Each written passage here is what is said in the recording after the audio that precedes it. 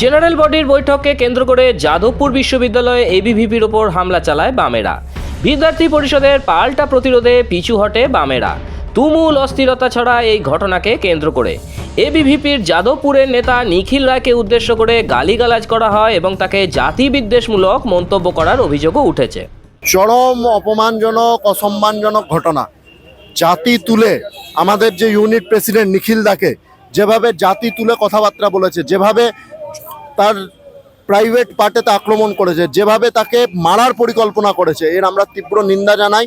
যে বামপন্থী শক্তি আজকের দিনেতে যাদবপুর ইউনিভার্সিটির মধ্যে ঢুকে নিজেদেরকে ওটাকে বাপায়ের জমিদারি মনে করছে, তাদের বিরুদ্ধে আমাদের লড়াই আজ থেকে কাল রাত থেকে চালু হয়েছে। এই লড়াই চলবে এবং আগামী 6 মাসের মধ্যে এই যাদবপুর ইউনিভার্সিটিকে আমরা বামপন্থী মুক্ত করব এবং যে দিমাগি নাকশাল আছে তাদের পরবর্তী প্রজন্ম যাতে পয়দা না হতে পারে সেইটা সুনিশ্চিত আমরা করব।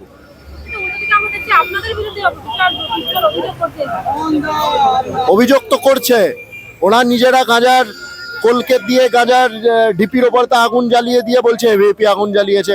মেন হোস্টেলেতে ডিএসএফ আর এসএফআই এর মধ্যে ঝামেলা, এসআর এআইডিএসওর মধ্যে ঝামেলা, সেটা বলছে এবিভিপি করেছে।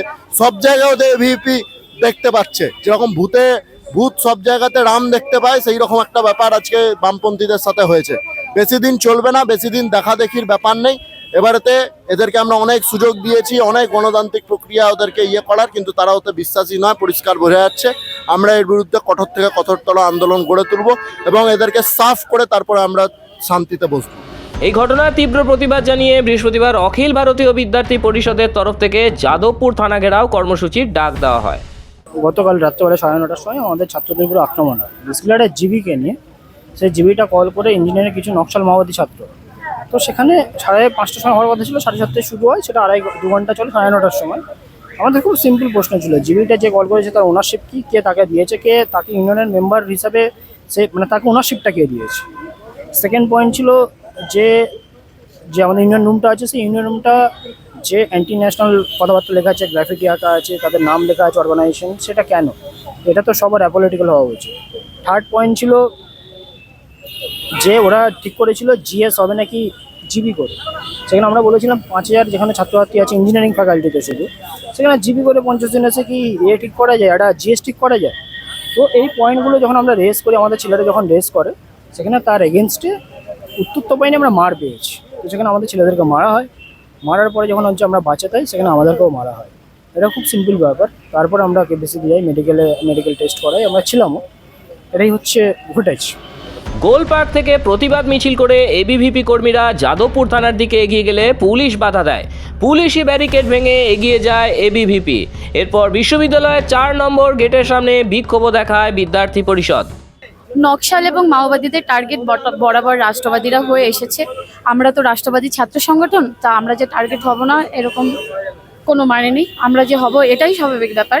কিন্তু গতকাল ওরা যেটা করলো, যে একটা বৈঠকের মাঝখান থেকে আমাদের ছেলেদের তুলে নিয়ে এসে বহিরাগত গুন্ডাদের দিয়ে নকশাল পদ্ধতিতে, সম্পূর্ণভাবে মাওবাদী পদ্ধতিতে যেভাবে মারলো, এবং মানে কয়েকজন 6-7 জনের বেশি হসপিটালে অ্যাডমিট রয়েছে, তারা কিন্তু মৃত্যুসজ্জায় রয়েছে।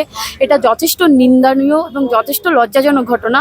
এবং আপনারা আজকে দেখেছেন বৈঠক, মানে আজকে এই প্রোটেস্টে আপনারা দেখেছেন, যখন আমরা যাদবপুরের গেটের ওখানে গেছি, তখন ওরাও এগিয়ে এসেছে, কিন্তু ওদের সাহস নেই, ক্ষমতা নেই যে রাষ্ট্রবাদীদের সামনে দাঁড়াবে। ওরা গেটের বাইরে থেকে ওরা আমাদের এগেনস্টে স্লোগান তুলছে, কিন্তু একটা ওখানে জাতীয় পতাকা পাবেন না ওদের হাতে কোনো কিছু, মানে রাষ্ট্রের প্রতি শ্রদ্ধাশীল কোনো জিনিস পাবেন না ওদের হাতে। আপনি শুধু গাঁজা পাবেন, মদ পাবেন, আর রাতের বেলা ওদের একটাই বিষয়, সেটা হলো মেয়েবাজি করা। এই নকশালদের আর এই এসএফআইদের একটা মানে এখন কমন কাজ হয়ে গেছে। এ নিয়ে আপনার মূল্যবান বক্তব্য কমেন্ট করে জানান। পরবর্তী আপডেট পেতে আমাদের পেজটি ফলো এবং শেয়ার করুন। ব্যুরো রিপোর্ট, মাধ্যম।